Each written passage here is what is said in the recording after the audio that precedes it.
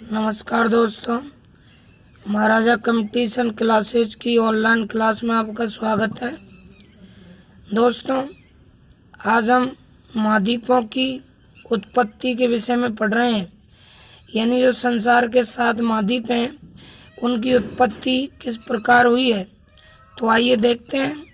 तो महाद्वीपों की उत्पत्ति को हम 2 प्रकार से जानेंगे। एक संकुचन के आधार पर महाद्वीपों की उत्पत्ति कैसे हुई है और किन किन ने अपने विचार दिए हैं। एक हम जानेंगे विस्थापन के आधार पर महाद्वीपों की उत्पत्ति कैसे हुई है और किन किन ने अपने विचार दिए हैं। तो देखते हैं संकुचन के आधार पर महाद्वीपों की उत्पत्ति के कौन कौन से सिद्धांत हैं और किस किस ने दिए हैं। तो सबसे पहला सिद्धांत है लोथियन ग्रीन का। लोथियन ग्रीन ने चतुष्फलकीय सिद्धांत दिया था, और चतुष्फलकीय सिद्धांत जो लोथियन ग्रीन का है, यह महाद्वीपों की उत्पत्ति संकुचन के आधार पर बताता है। अगले थे कौन? लेपवर्थ। इन्होंने लेपवर्थ का सिद्धांत दिया, वो भी संकुचन के आधार पर महाद्वीपों की उत्पत्ति बताते हैं। अगले थे डेली ने स्खलन का सिद्धांत दिया, वो भी महाद्वीपों की उत्पत्ति संकुचन पर आधारित मानते हैं। अगले थे ग्रेगरी। इन्होंने स्थल सेतु का सिद्धांत दिया, ये भी महाद्वीपों की उत्पत्ति संकुचन के आधार पर मानते हैं। अगले थे जीन्स और सोलास। इन दोनों ने चंद्रमा की उत्पत्ति का सिद्धांत दिया, यानी चंद्रमा की उत्पत्ति के आधार पर सिद्धांत दिया इन्होंने। और लास्ट थे डाना। इन्होंने अविस्थापन का सिद्धांत दिया, और वो भी महाद्वीपों की उत्पत्ति संकुचन के आधार पर मानते हैं। आइए नेक्स्ट देखते हैं विस्थापन के आधार पर महाद्वीपों की उत्पत्ति बताने वाले कौन कौन थे। तो वो थे वेकन का सिद्धांत। वेकन ने वेकन का सिद्धांत दिया 1960 में। ये महाद्वीपों की उत्पत्ति विस्थापन के आधार पर मानते हैं। इसके बाद में मित्रों एक थे एंटोनियो स्नाइडर। एंटोनियो स्नाइडर ने 1858 ईस्वी में एंटोनियो स्नाइडर सिद्धांत दिया अपने नाम से ही। ये भी महाद्वीपों की उत्पत्ति विस्थापन के आधार पर मानते हैं। फिशर महोदय ने 1882 में सिद्धांत दिया, और ये भी महाद्वीपों की उत्पत्ति विस्थापन के आधार पर मानते हैं। टेलर का सिद्धांत 1908 में आया। अल्फ्रेड वेगनर जो कि सर्वश्रेष्ठ हैं, 1912 में इन्होंने सिद्धांत दिया। महाद्वीपों की उत्पत्ति विस्थापन के आधार पर मानते हैं। हैरी हैंस 1962 से 65 तक, 65 में है वैसे, प्लेट विवर्तनिकी सिद्धांत दिया, और ये भी महाद्वीपों की उत्पत्ति विस्थापन के आधार पर मानते हैं। तो दोस्तों, महाद्वीपों को विस्थापन के आधार पर मानने वाले ये कुछ विद्वान थे। आइए इनमें कुछ और फैक्ट जानते हैं महाद्वीपों की उत्पत्ति के विषय में। देखिए, जान लेते हैं। महाद्वीपीय प्रवाह की परिकल्पना सबसे पहले 1908 में F.V. टेलर ने की थी। ये बहुत ही अच्छा सवाल हो सकता है कि महाद्वीपीय प्रवाह की परिकल्पना सबसे पहले किसके द्वारा की गई। तो 1908 में F.V. टेलर ने की थी। अच्छा, महाद्वीपीय प्रवाह सिद्धांत अल्फ्रेड वेगनर ने 1912 में दिया। दोनों ही सवाल अलग हैं, ध्यान दीजिएगा, दोनों में अंतर है।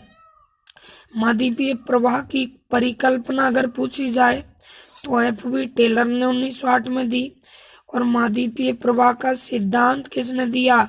तो 1912 में अल्फ्रेड वेगनर द्वारा दिया गया। इसके बाद में जानिएगा, वर्तमान में महाद्वीपों की उत्पत्ति का आधुनिक व श्रेष्ठ सिद्धांत प्लेट विवर्तनिकी का है। यानी वर्तमान में महाद्वीपों की उत्पत्ति का आधुनिक और श्रेष्ठ सिद्धांत माना जाता है प्लेट विवर्तनिकी का सिद्धांत।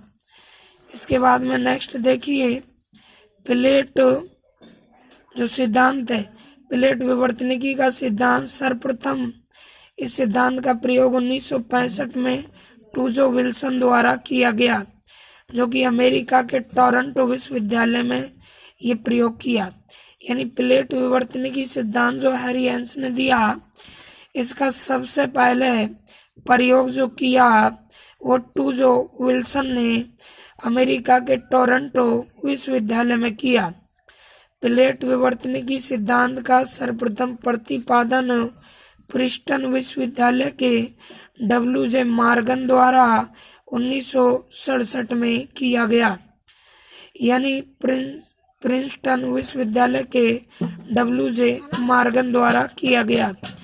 आइए आगे देखते हैं। लोथियन ग्रीन ने चतुष्फलकीय सिद्धांत 1875 में दिया। पूछा जा सकता है परीक्षा में कि चतुष्फलकीय सिद्धांत किसने दिया, तो लोथियन ग्रीन ने 1875 में दिया। चतुष्फलकीय परिकल्पना में प्रथम प्रयास ईली ब्यूमांड की पेंटागोनल डोडेकाहेड्रन परिकल्पना को बताया गया है। तो ये भी एक इम्पोर्टेंट बात है कि चतुष्फलकीय सिद्धांत में जो प्रथम प्रयास है वो ईली ब्यूमांड की पेंटागोनल डोडेकाहेड्रन परिकल्पना को माना गया है। आइए आगे देखते हैं। फेयरवेयर ने भी प्रयोग द्वारा बताया कि सिकुड़ने पर एक गोलाकार आकृति चतुष्फलक का रूप धारण करती है। यानी सिकुड़ने पर गोलाकार जो आकृति होती है वो 4 फलकों में बढ़ जाती है, ऐसा फेयरवेयर ने बताया। आगे देखते हैं।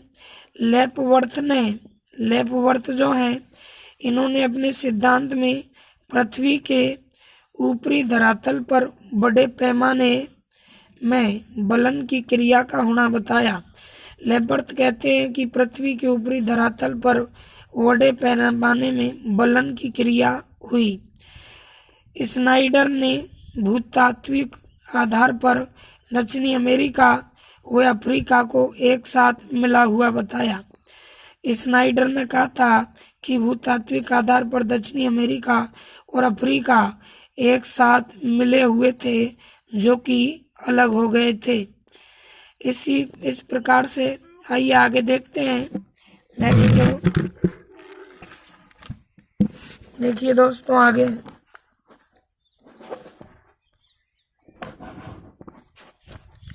तो 19वीं सदी यानी 19वीं सदी के अंतिम चरण में एडवर्ड स्वेस ने दक्षिणी गोलार्ध में भूतात्विक समानता के आधार पर वहां के भूखंडों को गोंडवाना लैंड के रूप में एकत्रित किया। यानी गोंडवाना लैंड के रूप में दक्षिणी गोलार्ध के भूखंडों को एकत्रित किया। अब आइए, ये कुछ बातें थी। अब इन सिद्धांतों में सर्वश्रेष्ठ जो सिद्धांत माना जाता है वह है प्लेट वेगनर का महाद्वीपीय विस्थापन सिद्धांत, जो 1912 में दिया गया। तो यही श्रेष्ठ अच्छा सिद्धांत माना है। आइए देखते हैं। वेगनर जर्मनी के प्रसिद्ध जलवायुवेत्ता और भूशास्त्रवेत्ता थे। वेगनर कौन थे दोस्तों? जर्मनी के प्रसिद्ध जलवायुवेत्ता और भूशास्त्रवेत्ता वेगनर माने जाते हैं। वेगनर के अनुसार महाद्वीप निरंतर गतिशील होते हैं। ये भी एक अच्छी बात है कि महाद्वीप कैसे होते हैं गतिशील, वेगनर के अनुसार। वेगनर क्या बताते हैं, देखिए एक चित्र के माध्यम से जानते हैं। वेगनर का क्या मानना था? वेगनर मानते थे कि प्राचीन समय में संपूर्ण पृथ्वी 2 भागों में बटी थी। एक ये वाला जो आप देख रहे हैं ये स्थलीय भाग था, और ये वाला जो चारों तरफ आप देख रहे हैं ये जलीय भाग था। इस स्थलीय भाग को पैंजिया कहा गया और चारों तरफ के जलीय भाग को, इस जलीय भाग को पैंथालासा नाम दिया गया। तो संपूर्ण पृथ्वी 2 भागों में बटी हुई थी। ये जो जलीय भाग था चारों ओर, वह पैंथालासा कहलाया, और ये स्थलीय भाग था गेंद की तरह पानी में था आधा, वो पैंजिया कहलाया। इसके बाद में अगले चित्र में देखिएगा, सूर्य और चंद्रमा के गुरुत्वाकर्षण बल के कारण ये जो पेंजिया है, इस पेंजिया का विखंडन हुआ और दो टुकड़े हुए। इनमें से दोस्तों उत्तरी जो पेंजिया थी उस टुकड़े को लॉरेंसिया नाम दिया गया या अंगारा लैंड, और जो दक्षिणी भाग था इसे गोंडवाना लैंड नाम दिया गया। और जो चारों तरफ पेंथालासा की जलराशि थी वो इस लॉरेंसिया और इस गोंडवाना लैंड के मध्य में जल आ गया पेंथालासा का, और वही जल इन दोनों लॉरेंसिया गोंडवाना लैंड के मध्य जो आया था वो तैतीस सागर के नाम से जाना गया। आइए देखते हैं दोनों चित्रों की डिटेल क्या बनती है, किस तरह से ये इसकी थ्योरी होती है, तो जानिएगा। वैगनर ने बताया कि प्रारंभ में प्री कैम्बियन युग यानी पृथ्वी की उत्पत्ति से 50 करोड़ वर्ष, प्री कैम्बियन युग 50 करोड़ वर्ष में एक एकीकृत महाभूखंड पेंजिया नाम से पुकारा जाता था। पेंजिया विशाल महासागर पेंथालासा से घिरा हुआ था, यानी पेंजिया के चारों तरफ पेंथालासा का जल था, जो कुछ समय बाद चंद्रमा व सूर्य के गुरुत्वाकर्षण बल से गतिशील होकर टुकड़ों में विभक्त हो गया। विखंडन के कारण पेंजिया के दो टुकड़े हुए, जिनमें उत्तरी भाग लॉरेंसिया तथा दक्षिणी भाग गोंडवाना लैंड कहलाया, यानी उत्तरी भाग लॉरेंसिया और दक्षिणी भाग गोंडवाना लैंड कहलाया। नेक्स्ट देखिए, लॉरेंसिया एवं गोंडवाना लैंड के मध्य पेंथालासा का जल भर जाने से तैतीस सागर का निर्माण हुआ। आइए आगे देखते हैं। भूखंडों में गति जारी रहने से आगे चलकर लॉरेंसिया एवं गोंडवाना लैंड भी विभाजित हो गए।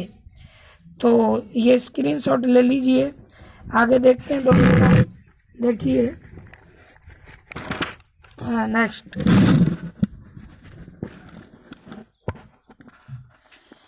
लॉरेंसिया के बारे में बात करते हैं। जो पेंजिया का उत्तरी भाग था, तो लॉरेंसिया से जिन जिन महाद्वीपों का निर्माण हुआ, उत्तरी अमेरिका, यूरोप, एशिया। दोस्तों यूरोप और एशिया हैं, इन्हें जुड़वा महाद्वीप भी कहा जाता है, यूरोप और एशिया को। तो लॉरेंसिया जो था उससे उत्तरी अमेरिका, यूरोप और एशिया इन महाद्वीपों की उत्पत्ति हुई। अब आइए देखते हैं गोंडवाना लैंड। गोंडवाना लैंड जो दक्षिणी भाग था पेंजिया का, इसे दक्षिणी अमेरिका, अफ्रीका और विशेष ध्यान रखना है हमारा भारत भी गोंडवाना लैंड से ही बना है। अंटार्कटिका, ऑस्ट्रेलिया, इनका निर्माण हुआ। आइए आगे देखते हैं। नोट में देखिएगा मित्रों, वर्तमान में अफ्रीका महाद्वीप पेंजिया का एवं प्रशांत महासागर पेंथालासा का प्रतिनिधित्व करता है, यानी वर्तमान का अफ्रीका महाद्वीप पूरी तरह पेंजिया का और प्रशांत महासागर पेंथालासा का प्रतिनिधित्व करता है। नेक्स्ट जान लेते हैं, प्लेट विवर्तनिकी सिद्धांत के आधार पर महाद्वीप किस तरह बने। तो दोस्तों वेरिएंस का प्लेट विवर्तनिकी जो सिद्धांत है, इस सिद्धांत के अनुसार महाद्वीप स्थिर पिंड न होकर गतिशील हैं, परंतु इनकी गतिशीलता महाद्वीपों के संदर्भ में न होकर प्लेटों के रूप में है। इन्होंने प्लेटों के आधार पर उत्पत्ति बताई थी। इस सिद्धांत में वैगनर के महाद्वीपीय विस्थापन के अलावा पर्वत निर्माण, भूकंप कैसे आता है, ज्वालामुखी की उत्पत्ति कैसे होती है आदि व्याख्या भी की गई है। यानी इस प्लेट विवर्तनिकी सिद्धांत में महाद्वीपों की उत्पत्ति के अलावा भूकंप, ज्वालामुखी, पर्वत, पठार, इनके निर्माणों के बारे में भी बताया गया है। तो प्लेटों के आधार पर यह सिद्धांत मित्रों दिया गया है। आइए देखते हैं प्लेटें जो जमीन के अंदर होती हैं कितने प्रकार की होती हैं। तो दोस्तों प्लेटों के प्रकार, प्लेटें 3 प्रकार की होती हैं। एक अपसारी प्लेट सीमा होती है, एक अभिसारी प्लेट किनारा होता है और एक संरक्षी प्लेट किनारा होता है। दोस्तों अपसारी प्लेटों को रचनात्मक किनारा भी कहते हैं, रचनात्मक, और अभिसारी प्लेटों को विनाशात्मक किनारा भी कहते हैं। अच्छा आइए देखते हैं अपसारी प्लेट। सबसे पहले अपसारी प्लेट किनारा, ये देखिए तो मित्रों अपसारी प्लेट किनारा क्या चीज़ है दोस्तों। जब दो प्लेटें यानी भूमि के अंदर भूगर्भ में जब दो प्लेटें एक दूसरे के विपरीत दिशा में गति करती हैं यानी अपसरण करती हैं, दूर दूर जाती हैं, तो दोनों का संक्रमण किनारा अपसारी प्लेट किनारा कहलाता है। अपसारी प्लेट किनारा कहलाता है। अपसरण के कारण होने के बीच जगह रिक्त हो जाती है। जब प्लेटें दूर दूर जाएंगी तो मध्य में रिक्त जगह हो जाती है एवं दबाव कम हो जाता है, क्योंकि प्लेटें हट जाएंगी तो दबाव कम होगा, जिससे पृथ्वी के आंतरिक भाग में जो दबा हुआ था प्लेटों से वो मैग्मा, लावा, जलवाष्प, गर्म गैस हैं, ये चीज़ें बाहर निकलकर कटक, अंतः सागरीय पर्वत, द्वीप आदि का निर्माण करती हैं। इसके अतिरिक्त प्लेटों के खिसकने से कम तीव्रता वाले भूकंपों का निर्माण भी होता है। सबसे बड़ा प्रायद्वीप, देखिए भारत का विश्व का सबसे बड़ा प्रायद्वीप दोस्तों अरब का प्रायद्वीप माना जाता है। सबसे लंबा प्रायद्वीप भारत का प्रायद्वीप माना जाता है। सबसे बड़ा द्वीप ग्रीनलैंड है और सबसे बड़ा द्वीप समूह मलाया द्वीप समूह है। अब बात करते हैं अगली अपसारी प्लेटों के बारे में। आइए जान लेते हैं अपसारी प्लेटों के बारे में। देखिए अपसारी प्लेटें, अपसारी प्लेट किनारा क्या है मित्रों। देखिए तो यदि दो प्लेट एक ही बिंदु की ओर आमने सामने से गतिशील होकर टकराती हैं, यानी आमने सामने से आके जो प्लेटें टकराती हैं वो अपसारी प्लेट किनारा, वो अपसारी प्लेटें होती हैं तो प्लेटों के संक्रमण वाले भाग का विनाश हो जाता है, क्योंकि टकराएंगी तो आगे का हिस्सा टूटेगा, इसलिए इसे विनाशात्मक प्लेट किनारा भी कहते हैं, जो तीन प्रकार से क्रिया करके टकराते हैं। देखते हैं अब सारी प्लेट तीन प्रकार से कैसे क्रिया करती हैं। दो प्लेट महाद्वीपीय भाग पर टकराएं, या फिर दो प्लेटों के मध्य जल स्रोत भर जाए, या दो प्लेट महासागर तथा दूसरी महासागरीय, इस तरह से ये प्लेटें अपसारी प्लेट किनारा तीन तरह का होता है। तो दो प्लेटें जब महाद्वीपीय सागर पर टकराती हैं तो दोस्तों क्या परिवर्तन होता है, तीव्र भूकंप आएगा, वलित पर्वतों का निर्माण होगा। उदाहरण के लिए हिमालय है, रॉकी पर्वतमाला है, एंडीज है। और जब दो प्लेटों के मध्य जल भर जाएगा तो दोस्तों वलित पर्वतों का निर्माण होगा, भूकंप के साथ ज्वालामुखी भी आएंगे। अच्छा, वलित जब एक प्लेट महाद्वीपीय और दूसरी महासागरीय प्लेट टकराएंगी तो क्या होगा, वलित पर्वत का निर्माण भी होगा, भूकंप, ज्वालामुखी भी आएंगे, लेकिन इनके साथ गहरी खाइयों का निर्माण भी होगा। इसके अलावा दोस्तों एक और प्लेट होती है संरक्षित प्लेट, जिनके कारण भ्रंश घाटियों का निर्माण होता है जब एक प्लेट पर दूसरी प्लेट ऊपर चढ़ती है। आइए आगे कुछ और जानकारी जानते हैं। देखिए थोड़ी जानकारी और देखें तो सबसे ऊंची पर्वत श्रृंखला अगर पूछी जाती है तो हिमालय है। सबसे लंबी पर्वत श्रृंखला एंडीज पर्वतमाला है। सबसे अधिक ज्वालामुखी इंडोनेशिया में आते हैं। सबसे ऊंचा सक्रिय ज्वालामुखी कोटोपैक्सी है, जो कि दक्षिण अमेरिका के इक्वेडोर में है। सबसे बड़ा ज्वालामुखी मोना लोआ है, जो हवाई द्वीप उत्तरी अमेरिका में है।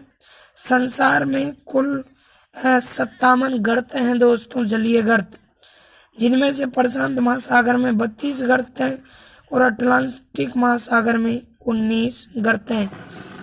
अटलांटिक महासागर में कितने दोस्तों, 19 गर्त हैं। आइए नेक्स्ट जानते हैं, हिंद महासागर में 6 गर्त हैं। तो विश्व का सबसे गहरा गर्त मेरियाना ट्रेंच है, जो 11,033 मीटर है, प्रशांत महासागर में है। इसके बाद में होंगा गर्त प्रशांत महासागर में है, 10,882 मीटर है। स्वायर गर्त प्रशांत महासागर में है, 10,475 मीटर गहरा है। और प्यूटोरिको गर्त अटलांटिक महासागर में, सुंडा गर्त हिंद महासागर में। तो महासागरीय गर्तों की ऊंचाई गहराई 7,000 से औसत गहराई 7,000 से 9,000 मीटर तक आंकी गई है। महासागरीय गर्त महासागरों को घेरते हैं 8%, यानी महासागरीय गर्त महासागरों को 8% घेरे हुए हैं। अब मित्रों एक और प्लेट अपनी बची थी, जैसे हम कहते हैं संरक्षी प्लेट किनारा। आइए देखते हैं। तो जब दो प्लेट परस्पर रगड़ खाकर एक दूसरे के समानांतर विपरीत दिशाओं में गति करती हैं तो उनका किनारा संरक्षी प्लेट किनारा कहलाता है, जिससे हल्के भूकंप के झटके भ्रंश का निर्माण होता है। ये इम्पोर्टेंट है, भ्रंश घाटी बनती है संरक्षी प्लेटों से। अफ्रीका महाद्वीप में ग्रेट रिफ्ट वैली विश्व की सबसे बड़ी तथा भारत में कोयना भ्रंश सबसे बड़े भ्रंश के उदाहरण माने जाते हैं। विश्व का सबसे बड़ा भ्रंश घाटी जिसे रिफ्ट वैली कहते हैं, ग्रेट रिफ्ट वैली, वो अफ्रीका में है। और भारत में सबसे बड़ा भ्रंश कोयना भ्रंश है। अच्छा देखिएगा ये note, great rift valley Malawi झील से लेकर, जो कि अफ्रीका की है, मृत सागर तक फैली हुई है। तो कोयना भ्रंश जो भारत में है, ये महाराष्ट्र के नासिक से कर्नाटक के कोयना तक फैला हुआ है। आइए आगे देखते हैं। देखें यहाँ एक इम्पोर्टेंट बिंदु दोस्तों याद रखना है। कौन सी बात याद रखनी है? देखिए, भारत पहले सुदूर दक्षिण में था। भारतीय प्लेट 20 करोड़ वर्ष पूर्व उत्तर की ओर खिसकता चला गया। मार्ग में विषुवत रेखा के क्षेत्र से गुजरते समय जब विषुवत रेखा के क्षेत्र से आगे बढ़ा तो तीव्र गति और समुद्री लहरों के कारण प्लेट के हिलने डुलने से विशाल अरावली टूटकर गिर पड़ा। इसके अवशेष सतपुड़ा की पहाड़ियां हैं जो टूटा भाग था। इसके धक्के से कुछ भाग अंदर तक टूट गया और भ्रंश हो गया। इन्हीं भ्रंश घाटियों में नर्मदा और ताप्ती नदियां बहती हैं जो अरब सागर में गिरती हैं। पश्चिमी भाग जलमग्न हो गया, पूर्वी भाग ऊपर उठ गया। जलमग्न पश्चिमी तट पर नीचे से ज्वालामुखी चट्टानें ऊपर आ गईं, जिनसे पश्चिमी थार का निर्माण हुआ। पश्चिमी जो थार का मरुस्थल है। पुनः जब भारतीय प्लेट की यूरेशियन प्लेट से टकरावट हुई तो धक्के से भारतीय प्लेट का उत्तर पश्चिम भाग ऊपर उठ गया और पूर्वी तट पर पुनः कुछ नीचे दब गया। भारत वर्तमान स्थिति में एशिया के दक्षिण में आ गया। दोनों के बीच में जो तैतीस सागर था वहाँ नए पर्वतों का निर्माण